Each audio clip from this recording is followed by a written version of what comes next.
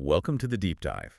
Today we are diving really headfirst into what might be one of the most efficient, maybe high-stakes professional environments we've ever looked at. Yeah, it's pretty intense. Our source isn't some dry textbook. It's actually a detailed, real-time chat log from a virtual event called Dynamite Networking. Yeah.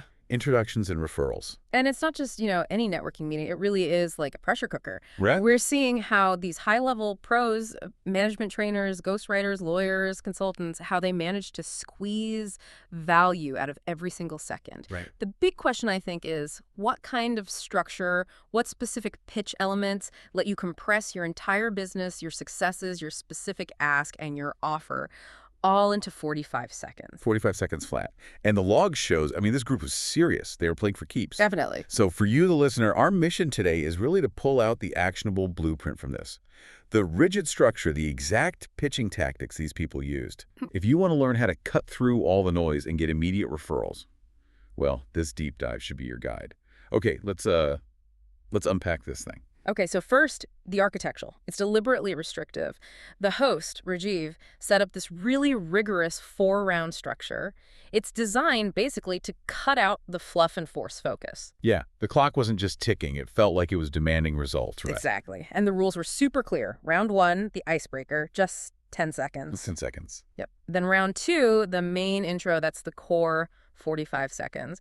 And it had mandatory parts. I'll get into that. Then round 3, referrals, another quick 10 seconds for immediate action. And finally, round 4 was for feedback. So what's the big deal about that 45-second limit? Yeah. Psychologically. Well, it fundamentally changes how you prepare. It absolutely punishes vague language generalizations. And it rewards extreme confidence and just crystal clarity. If you can't nail your success story, your very specific ask, and your concrete give in less than a minute, well, you're not really playing the game right. And they didn't even wait for the clock to start the pressure, did they? There was that mandatory pre-work, the brand constraint. Ah, yes. Attendees had to rename their Zoom tile. It had to include their location and just one word about their business. One word. Like what? Well, we saw things like April the Genie Bristol TN or Rajiv Assassin for Hire NYC. Assassin for Hire? Yeah. It forces this immediate identity compression. You're not just a consultant. You're the genie or the assassin. It's unforgettable. It's definitely memorable. But isn't there a risk? Calling yourself an assassin for hire, couldn't that, put off some traditional corporate types? Or is that maybe the point? I think that is the point. It's a strategic choice, right? High-stakes differentiation. The aim isn't mass appeal. It's magnetic attraction for a very specific, probably high-ticket client. Yeah. It signals confidence, maybe a willingness to be aggressive for the client, and honestly, it just makes you memorable. Fast. Nobody's forgetting the genie or the assassin for hire. Okay, that makes sense. So that branding sets the stage. Then round 2, the 45-second pitch. You said it had mandatory pillars. 3 pillars, yes. Absolutely mandatory. You had to lead with a specific success story. Then state your ask very clearly. And finally, articulate your controlled, give what you offer back. Success, ask, give in 45 seconds. Exactly. It prevents that rambling monologue you sometimes hear at networking events. Oh, yeah. It forces specificity, and crucially, it forces reciprocity. You can't just talk about yourself. You have to say what you need and what you're offering the network right then and there. And looking through the chat logs during these intense 45-second pitches, it's fascinating how active the audience was. Like Salim Albatar was constantly using the nod reaction while others were speaking. Yeah, that's not passive listening. It's like real-time validation. The chat wasn't just a place to drop links later. It seemed to act almost like an interactive feedback loop for the speaker. If someone landed a great phrase or a really strong ask, that immediate positive reaction confirms it. It might even help them refine things on the fly. Okay, so brand locked in, pitch structure set. Yeah. But then round 1, that 10-second icebreaker, focusing on Halloween memories. Okay. Why, in such a hyper-efficient format, spend time on costumes and trick-or-treating? This is where the strategy gets really interesting, I think. That little personal story. That's the trust lubricant. Trust lubricant, I like that. Yeah, because the professional world can be so guarded, right? Just job titles. Before you hit someone with your pitch about ROI or whatever, you need to establish some quick, relatable humanity. So it's about breaking through that digital barrier quickly. Precisely. A little bit of vulnerability, even for just 10 seconds, cuts through the formality way faster than listing your credentials. And we saw some great examples in the log. We did. Joel Elfman shared that clever one about seeing a couple dressed as a pool cue and pool shark. External observation, but memorable. Yeah. Then you had the really personal ones. Chris talking about his mom dressing up as a trick-or-treater just to join in. Or Silvana sharing about her father-in-law struggling with a bad knee but still walking miles with the kids.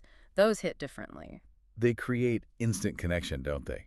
They shift your view from just seeing, say, management trainer on the screen to seeing a real person with shared experiences, emotions. It's like psychological pre-framing. You build trust through that shared humanity first. Then you layer the unique professional identity on top. And as we saw, those were memorable too. Like Krista Giannick. Oh yeah, the ghostwriter blogger. Who also made sure everyone knew she was a blind skier speaker. You're definitely not forgetting that combination. Exactly. She's not just selling writing, she's selling resilience, a powerful personal story alongside the skill. It blends the professional and the unforgettable personal, builds maximum trust before the business talk even begins. Okay, so trust established, then bam, straight into the business. Let's move to segment 3 then. Dissecting the ask and the give. This seems like where the real efficiency is measured. Absolutely. The ask had to be surgical. You couldn't just say, I need leads. That's useless in this context. Right. So what were some good examples? Joel Elfman, the body-mind hypnotist, specifically wanted connections to podcasters. That's a clear channel he's targeting. Deborah Laurel, the management trainer, wanted a specific introduction to a tech CEO. Very targeted. Super targeted. Or look at Nick Rontanini, the social media strategist. His ask was laser-focused. HR contacts who are specifically looking for a social media strategist. Not just any marketing person. Exactly. He knows who hires for that strategic role within a company, that kind of clarity. That's what gets you actual, actionable referrals. Okay, so that's the targeted ask. Now contrast that with the give, the immediate value proposition. This is what the other person gets right away, right? The resource exchange. Yes, and this is vital. The give has to be tangible, immediate, and pretty low risk for the other person. Deborah Laurel didn't just offer vague help. She offered a free 30-minute strategy meeting. Concrete. Okay. Krista, the ghostwriter, offered quick custom tweaks on someone's bio or a book chapter. She's giving away a taste of her expertise immediately. So it shifts the dynamic. It's not just asking, it's offering value up front. Right. It moves it from just networking to an immediate resource exchange. It kind of builds this little obligation of reciprocity before any sales process even starts. And Nick, the social media guy, his give. He offered to work with a contact to help curate their presentation style. Again, it's an immediate, helpful service that shows off his core skill communication without needing a contract first. Smart. Now, we have to talk about Salim Albatar again, Mr. Chad Hartz. His pitch was incredibly confident. Oh, yeah. His Instagram package offer, 0 to 10K followers in 3 months, or we keep working for free. That's a huge guarantee. It takes all the risk off the table for the client. Completely. And it acts as a filter, doesn't it? Only clients who are really serious about that kind of growth would bite. And it screams confidence in his own services. Definitely. And Salim did something else interesting, too. He mentioned the underrated power of being ranked first on Google, so SEO and SEM. Even though his main package was Instagram, social media marketing. Right. But bringing up SEO-SEM, it anchors his overall value higher. It shows he understands the bigger digital picture, not just one platform. Adds breadth. Okay. And there were some really niche services, too. Very niche. Gianni Dell'Udo, the privacy lawyer in Italy, his pitch was all about helping companies avoid massive fines if they want to operate in Europe. That's a specific, high-stakes pain point. Solving pain, not just selling services. Exactly. And John Bellawat from Help Agency, he does private label web design for creative agencies. He knew his audience. His pitch explicitly mentioned removing communication headaches and the need for handholding. So he's selling peace of mind, less management overhead for the agency owner, not just websites. Precisely. It's all about understanding the specific problem you solve for a specific audience. Okay, which brings us to the final segment, round 3, referrals. This is where we see if the structure actually worked right. Did those clear asks lead to immediate connections? And the chat log shows they absolutely did. It's like an instant feedback loop on clarity. When Nick Rontanini asked for those HR contacts, Yeah. immediately Silvana Fishman and April Barton jumped into the chat. I know people in HR, I can connect you. Boom. The pitch was clear. The connection happened within minutes. The loop closed in real time. Right in the chat. And then the follow-up tools appeared instantly. No, let's connect later, vagueness. Yeah, I saw tons of links fly by. Calendly links, LinkedIn profiles. They proprietary tiny URLs like Rajiv's one promising 50x ROAS. ROAS. Return on ad spend. So promising a 50 times return on ad investment. It's designed to grab attention immediately, signal high value, maybe justify his assassin for higher rates. Ah, got it. It's all part of this ecosystem built for speed and action. Totally engineered for immediate, frictionless follow-up. Which leads to something else fascinating we saw in the log. The early departures. Right. People didn't stick around for the whole thing, not even for the final feedback round, round 4. That was supposed to be for making warm intros and refining pitches, wasn't it? It was. Dedicated time for making connection notes, getting feedback.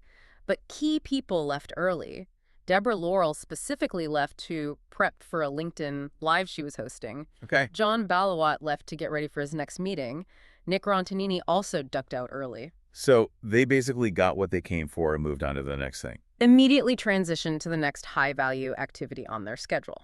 So what does that tell us? This high turnover, what does it reveal about how these professionals view efficiency and maybe the necessity of that super concise pitch? I think it tells us they treat their time and the network's time as their absolute most valuable asset. If that 45-second pitch landed, if they got the referral or the connection they needed in round 3, They're out. they harvested the value and moved on. They probably recognized that for them, the point of diminishing returns hit after the referral round. Staying for feedback wasn't the highest use of their next 15 minutes. Okay, so let's synthesize this. Pulling it all together from this intense chat log. Real networking success, at least in this high-speed environment, seems to come from combining that rigid, tight structure, the 45-second clock, the successes give formula, with really personal, unique branding. Yeah, you need both. The structure forces the clarity, the personality makes it stick. The blind skier, the genie, Pickle Rick. Pickle Rick. I forgot about Salim's costume detail from the icebreaker. See? Memorable. Right, okay, so structure plus personality. So what does this all mean for you, the listener? I think the biggest takeaway is that the most effective pitches aren't just about what you do in general terms. They're about the specific, immediate problem you solve or the immediate resource you offer. That's the give. You have to guarantee some kind of tangible value right away. Right out of the gate. It removes the risk for the person thinking about referring you. It makes it easy for them to say yes. And these participants, they clearly showed that their next thing, the LinkedIn Live, the next meeting, was more valuable to them than staying for that final feedback round. Immediate efficiency trumped lingering rapport, maybe. That's great. So here's the